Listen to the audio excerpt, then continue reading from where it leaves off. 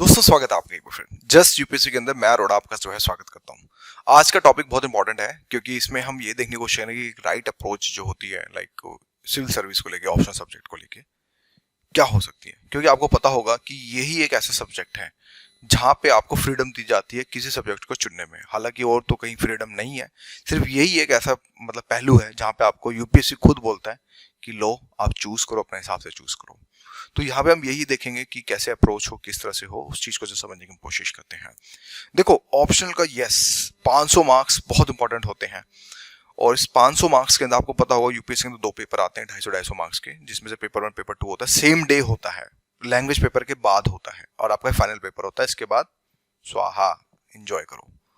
ठीक है, तो इसमें हमें ये पता चलता है कि इस 500 मार्क्स में से किसी के आपने देखा भी होगा इस 500 मार्क्स के अंदर कि आपने ये भी देखा होगा किसी के लाइक 375 भी आ जाते हैं, किसी के 250 पे अटक जाते हैं, किसी के 190 पे ही अटक जाते हैं। तो ये पूरी गेम जो होती है मेरिट की वो ऑप्शनल सब्जेक्ट की होती है। सोचो किसी के किसी का मैथ्स से 375 आ गए और किसी का अगर मान लो कोई हिस्ट्री ले रहा है तो बेचारे के 250 हैं, तो देखो कितना गैप आ गया। करीब मान के चलो 125 मार्क्स का जो है गैप आ गया और इस गैप को फिल करते करते उसकी जिंदगी खत्म हो जाती है और वो गैप जो है फिल नहीं हो पाता। आप समझे मेरी बात को? यानी कि आपको ये बात तो ये समझ आ गई कि यूपीएससी ने हालांकि आपको फ्रीडम दी है, लेकिन इस फ्रीडम के अंदर आप जो है ये भी आपको करना पड़ेगा कि कहीं ना कहीं आपको बहुत ज्यादा एक दिमाग से सोचना पड़ेगा, आप किसी पे इन्फ्लुएंस नहीं हो सकते। तो एक राइट अप्रोच क्या हो, पहली बात तो हम टू द पॉइंट बात करेंगे इस पे कि राइट अप्रोच क्या हो सकती है। पहला, ऑन इंटरेस्ट। देखो यहाँ पे दो सिनेरियो हैं, एक भाई बीटेक वाले या फिर मेडिकल स्टूडेंट वाले, ठीक है, और एक ह्यूमैनिटी वाले, ह्यूमैनिटीज कॉमर्स जो भी है, यही होता है बेसिकली, इससे ज्यादा कुछ नहीं होता। अगर बीटेक वाले कोई सिविल में है, कोई किसी चीज में है, ठीक है, तो ये सब्जेक्ट ले सकते हैं। ह्यूमैनिटीज वालों के पास तो ये तो ऑप्शन होता नहीं है, तो इस पर तो जाएंगे नहीं, तो उनके पास कुछ लिमिटेड ऑप्शंस ही होते हैं, लाइक जैसे हिस्ट्री हो गया, कोई लैंग्वेज लिटरेचर हो गया, लिटरेचर में सभी सारी चीजें आ गई, ज्योग्राफी हो गया, सोशियोलॉजी हो गया, पॉवेड हो गया, पीएसआईआर हो गया, फिलोसफी हो गया, एंथ्रो हो गया, ये सारे सब्जेक्ट्स होते हैं बेसिकली हमें जो देखने को मिलते हैं। तो अब होता क्या है ऑन इंटरेस्ट में, हालांकि आपने चाहे ग्रेजुएशन चाहे आपने साइंस से करी हो चाहे किसी चीज से, अगर मैं पहले साइंस वालों की बात करूं, जरूरी नहीं कि आप साइंस सब्जेक्ट लें। इसमें यह होता है कि आप ये देखें, कभी कभी ऐसा भी होता है कि एक बंदा जो आईआईटी अगर मान लो दिल्ली है, वो बंदा जो है सोशियोलॉजी लेके पढ़ रहा है, क्यों? उसको मजा आ रहा है। तो पहले तो ये देखो सब्जेक्ट में कि आपको इंटरेस्ट क्या है। तो इसके लिए क्या, इसके लिए सिलेबस, जो यूपीएससी का सिलेबस है पहले उसको देखो, जो मेंस का जो आप में लग रहा है कि हाँ कर सकते हो, मन से देखो, मन से क्वेश्चन करो, हो सकता है, अगर मन दिल कहता है हो जाएगा तो ले लो। और दूसरा, जहां इंटरेस्ट हो, अब ये नहीं तुम कोई दोस्तों के इन्फ्लुएंस में, किसी के और के इन्फ्लुएंस में आके तुमने कोई और सब्जेक्ट ले लिया बाई चांस मान लो, लेकिन बाद में पता चला कि उसमें तुम्हारा इंटरेस्ट नहीं है, तो उसको फिर तुम नहीं पढ़ पाओगे, क्योंकि ये एक ऐसा सब्जेक्ट है जहां आपको 6-7-2 आवर्स नॉन स्टॉप जो नॉन स्टॉप आपको पढ़ना पड़ेगा। तो अगर ऐसा नहीं है दोस्तों के इन्फ्लुएंस में आगे ले लिया, नहीं, जब तक अपने दिल से आवाज ना, नहीं यार लेना है, मेरा इसमें मजा आ रहा है, रिजल्ट छोड़ो क्या है सिलेक्शन वो बात की बात है, लेकिन जब तक आपका अंदर से नहीं आए, रिदम ना आए, जब तक नहीं, ठीक है। तो ऑन इंटरेस्ट सबसे पहला फैक्टर होता है। दुनिया क्या कह रही है कहने दो, दुनिया तो आगे एग्जाम नहीं देगी आपका, और डेफिनेटली ये बात होती है कि जब हम कोई उल्ट पटांग काम करते दुनिया हंसती है, हंसने दो, मेरा आपको कुछ नहीं जाता, मेरे पे भी लोग हंसते हैं, हंस लो, मेरा आपको कुछ नहीं जा रहा, मैंने अपना काम करना है। तो जब आप ये अप्रोच लेके चलोगे तो देखना सिलेक्शन हो जाएगा। तो उस कंडीशन के अंदर ये चीज ध्यान रखो कि ऑन इंटरेस्ट सबसे इंपॉर्टेंट फैक्टर, आपका सबसे पहला फैक्टर यही है ऑन इंटरेस्ट, कि तुम्हारा इंटरेस्ट किस में है, तुम्हें मजा आ रहा है सब्जेक्ट को पढ़ने में, क्या तुम उसको 5-5, 6-6 घंटे, 7-7 घंटे पढ़ सकते हो, ले लो, कोई दिक्कत नहीं है। सबसे पहला फैक्टर ऑन इंटरेस्ट है कि ऑन इंटरेस्ट है या नहीं है। सेकंड, अगर हम सेकंड की बात करें तो आपको यहाँ पे एक चीज देखने को मिलेगी जिसके अंदर आपका आता है स्टडी मटेरियल। मान लो तुम्हारा इंटरेस्ट भी है, लेकिन तुम्हें पता चला स्टडी मटेरियल अवेलेबल नहीं है उसका मार्केट में, मैं आऊंगा सारे पॉइंट्स पे आऊंगा, ठीक है। तो हमें स्टडी मटेरियल भी देखना पड़ेगा, या फिर आपके पास टीचर्स हों जो आप स्टडी में प्रोवाइड करा सके। भाई कुछ पढ़ना तो पड़ेगा ना, जो टॉपिक्स है उसी टॉपिक में से आएंगे। यूपीएससी ये तो नहीं बोलेगा भाई यूपीएससी की बात एक्सक्यूज नहीं दोगे सर आवाज हम नहीं कर पाए, नहीं।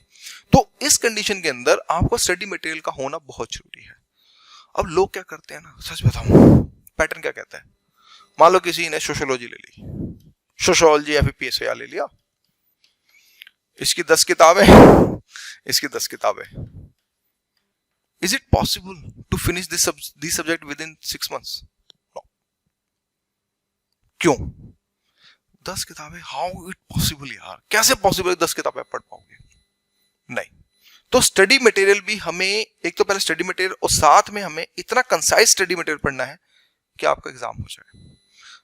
आपका कहानी सिर्फ यही है कि आपका एग्जाम निकलना चाहिए, मुझे ज्यादा ज्ञान नहीं चाहिए, मुझे उतना चाहिए जितना मैं एग्जाम में लिख सकूं, कहानी खत्म। क्योंकि यहाँ पे सिलेक्शन के लिए फाइट हो रही है, नॉलेज के लिए फाइट नहीं हो रही। हाँ, नॉलेज लेना चाहते हो, पढ़ना चाहते हो, वो अलग कहानी है, फिर ट्यूशन पढ़ाओगे वो एक अलग चीज है।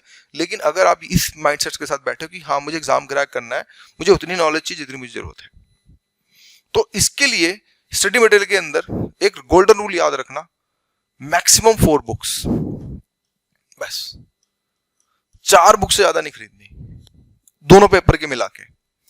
4 बुक से ज्यादा हो गए समझ लो तुम अंधकार में हो, समझो फिर बहुत मुश्किल है, चांसेस बहुत कम है, क्योंकि इतनी किताबें पढ़ने के बाद मुझे नहीं लगता कि होगा। तो 4 बुकें टैकल करी जा सकती हैं, लेकिन 10 बुकें जो है टैकल बिल्कुल भी नहीं करी जा सकती हैं। तो पहली बात स्टडी मटेरियल इतना कि अगर कोई, अब स्टडी मटेरियल में उन बुक्स की बात करो, स्पेशली स्टैंडर्ड बुक्स की, अभी मैं कोचिंग की बात नहीं कर रहा, तो हमेशा इस चीज को आपने याद रखना है। तीसरा फैक्टर कोचिंग मटेरियल्स, इस पे भी आऊंगा मैं पूरी खाल आज खोलूंगा इस पे कि क्या क्यों धेड़े। कोचिंग मटेरियल का देखो यार बड़ा ही मिथ है। मिथ, अगर कोचिंग मटेरियल देखना हो सबसे पहले जाओ अमेजोन पे, अमेजोन फ्लिपकार्ट, ठीक है। रीजन इसके पीछे बताता हूं, क्योंकि यहाँ पे रिटर्न का ऑप्शन है। I will give you the return, क्या आप रिटर्न भी कर सकते हो। जो बच्चे गरीब हैं मटेरियल मंगा लो, एक दिन मिलेगा, एक हफ्ता मिलेगा। हालांकि इथिकली सही नहीं है, मैं मानता हूँ इस चीज को, एग्री हूँ, लेकिन जो बच्चे जिनके पास पैसा नहीं है मैं उनके साथ बात खड़ा हूँ, मंगवा लो, 1-2 हफ्ते में फोटो खींच लो जितनी खींचनी है, पीडीएफ बना लो, फिर रिटर्न कर दो, पैसे वसूल हो जाएंगे, ठीक है। तो ये भी आप एक टेक्निक जो है लगा सकते हो अगर मैं बात करूं तो। लेकिन कोचिंग मटेरियल के समय आपको बहुत ही अटेंटिव रहना है। पहले आपको ये देखना है कि क्या ये लेटेस्ट अपडेट है, एक ये बात, क्या टू द पॉइंट है, नहीं। अब वो पता चले, वो भी कोचिंग मटेरियल वाले क्या करते हैं, मैक्सिमम केसेस में ये बुक्स को कॉपी पेस्ट करते हैं, मतलब जो बुक से उठाया वो उठा के डाल दिया, उनसे दिमाग नहीं लगाते, मतलब काट छाट करके अपना एक मटेरियल बना देते हैं। तो इस वजह से आपको ये देखना होगा कि क्या कोचिंग मटेरियल कंसाइज है, नहीं है। तो इस चीज को आपको जो है देख के चलना पड़ेगा। अब पता चला उन्होंने इतनी सारी बुक दे दी, भाई हाउ इट पॉसिबल है इतनी किताबें पढ़ने के लिए, तो आपको बहुत ही चूजी होना पड़ेगा। देखा नहीं हमने, लड़कियां जब जाती हैं तो भैया ये नहीं ये दिखाओ, वो नहीं ये दिखाओ, बड़ी चूजी होती हैं। अब हम लड़के जाए ना जींस की पैंट ले लें, उनको पता, दुकान वाला को पता होता 3 जींस दिखा दे, एक उठा लेते हैं। लेकिन लड़कियां नहीं करती, वो पूरी दुकान खुलवा लेंगे फिर भी उनको पसंद नहीं आएगा। ये फैक्ट है। क्यों? They are more choosy. और ऐसे ही आपको भी होना पड़ेगा, सेम लड़कियों वाली हरकतें लेके चलो कि नहीं मुझे चूजी होना है, मैं गंदा मटेरियल नहीं पढ़ूंगा, मुझे एक पढ़ना है लेकिन अच्छा पढ़ना है। भाई हमारे साथ भी होता है, हम भी जाते हैं शॉप पे, भैया जीन्स दिखा दो। हालांकि अब तो ऑनलाइन ट्रेंड चल गया है, लेकिन जब जाते हैं तो क्या होता है, 3 जीन्स दिखाओ। अब शर्म के मारे एक तो लेनी पड़ेगी, खाली हाथ निकल नहीं सकते क्योंकि हमें बुरा लगता है, या नहीं यार टाइम वेस्ट किया उस बंदे का। तो ये सारी चीजें होती हैं। तो ऐसे ही आपको बी चूजी, एक वर्ड याद रखो, चूजी रहो। बस किसी चीज के लिए चूजी रहोगे तो सही रहेगा, चूजी रहना पड़ेगा, नहीं रहोगे तो दिक्कत हो जाएगी। तो चूजी रह के इस तरह से आपको पैटर्न फॉलो करना है। मान लो किसी ने तो पुथला दे दिया, सिलेबस की कॉपी हमेशा अपने साथ रखो, हमेशा। जब तक आप ऑप्शनल पढ़ रहे हो सिलेबस आपके हाथ में होना चाहिए। कंठस्थ तो करना ही पड़ेगा, वो एक अलग चीज है, लेकिन सिलेबस की कॉपी साथ में रखो और टैली करो क्या टॉपिक आ रहा है, सब टॉपिक का है या फिर जो माइनर टॉपिक का कैसे है, किस तरह से है। जब तक आप ये नहीं करोगे चीजें खराब हो जाएंगी। तो स्टडी मटेरियल की अप्रोच सबसे ये होनी चाहिए कोचिंग मटेरियल की। फिर इसके बाद जो आता है टॉपर नोट्स। अब 2017 के बाद से अगर हम बात करें तो कहीं ना कहीं टॉपर के नोट्स भी हमें जो देखने को मिलते हैं। ऑनलाइन सर्च करो, कुछ नहीं करना, आपने सब्जेक्ट को लिखना है, उसके आगे टॉपर नोट्स लिख दो, ठीक है, उसके आगे यूपीएससी लिख दो, कहानी खत्म। कोई ना कहीं वेबसाइट पे लिंक आ जाएगा, देखो डाउनलोड करो, टॉपर के नोट्स देखो कैसे होते थे। उससे तुम्हें एक आइडिया मिलेगा, तुम्हें एक ब्रीफ आइडिया मिलेगा कि अच्छा नोट्स ऐसे बनते हैं। और नोट्स शुड बी कंसाइज, चाहे आप कोई भी सब्जेक्ट ले लो, मैथ्स ऑप्शनल कोर्स छोड़ के, सिविल इंजीनियरिंग को, मतलब जो इंजीनियरिंग सब्जेक्ट उनको छोड़ के, आपका पूरा नोट्स, अगर आप खुद अपने नोट्स बना रहे हो, हद मार के 400 से 500 पेज के अंदर हो जाने चाहिए। 400 से 500 पेज का मतलब ये हुआ, अगर एक A4 शीट है तो उसमें 2 पेज होते हैं आगे पीछे का, ठीक है। तो 400 से 500 पेज के अंदर आपको अपने पूरे शॉर्ट नोट्स बना के रखने पड़ेंगे। एटलीस्ट आपको वो मटेरियल आपको हमेशा इतना जो आपको अगर बोले तो तैयार करके चलना पड़ेगा ना, तो कहानी खराब हो जाएगी। क्यों? रिवाइज भी तो करना है। रिवाइज नहीं करोगे इतना नोट्स कैसे पढ़ पाओगे, कितना कैसे रिवीजन हो पाएगा? तो रिवीजन भी तो की है ना, कि ऐसे देखो कि क्या वो आपके नोट्स हैं, क्या वो एक दिन में रिवाइज किए जा सकते हैं पूरा? अगर आपको मान लो 12-13 घंटा दे दिया जाए, क्या आप कर पाओगे?